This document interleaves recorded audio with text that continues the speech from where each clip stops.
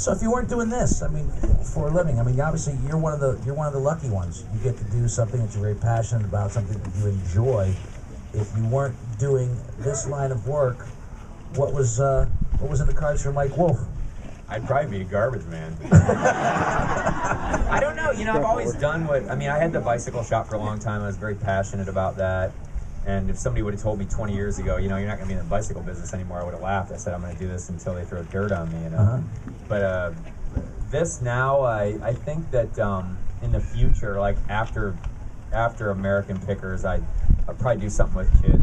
You know, we're doing Kid Picker books now. We're doing a Kid Picker website. I'm pitching a Kid Picker show, and it's amazing all the kids that watch the show, and that's what's really inspirational to me. Now, when I think one of the chapters in the book for Kid Pickers is going to be how kids decorate their room with vintage. And to me, I think that's really cool. What kids think are beautiful and how they display things and what they think is neat. And you know, we always look to young minds for marketing and advertising.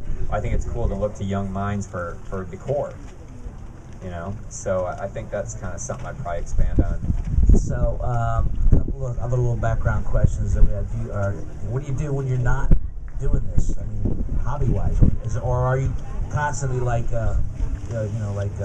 writers are even though they're not writing, they're always thinking about what they're gonna write. So when you're not picking, what are you doing?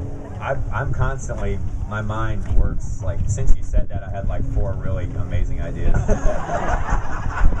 I mean, my mind works like that. So, really, I'm trying to reach out to people that have been around me my whole life. You know, we spend our lives now reaching out to everyone, which is amazing. And people watch the show, and you tend to forget about the people, like just like taking time to have lunch with my mom, or you know, taking time to you know, notice my girlfriend, or you know, take time to notice. You know, I mean, things like that. Or we go picking all the time. Like when we are on the road, we film 2 weeks on, 2 weeks off.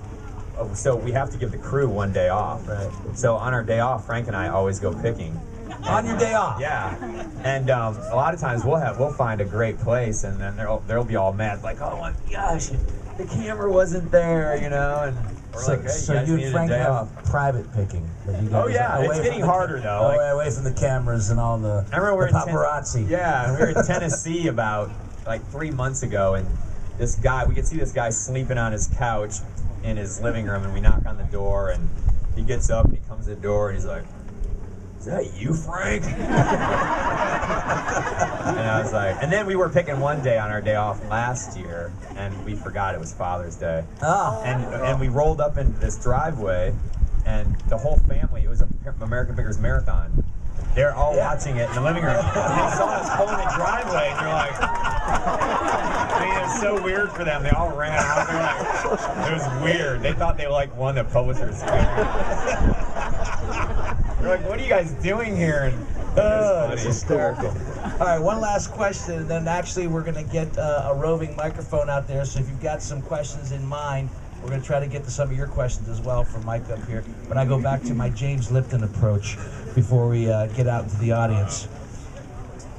When you die, and assuming you go to heaven, and there's no picking allowed, what would be the one treasured item you'd like to take with you?